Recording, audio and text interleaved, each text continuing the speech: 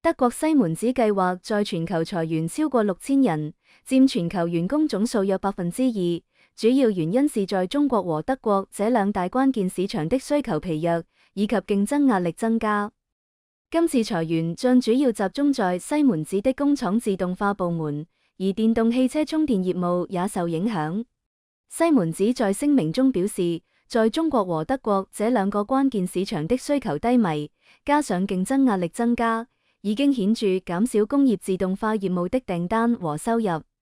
到2027年，西門子的自動化業務將裁員約5600人，其中約一半崗位來自德國。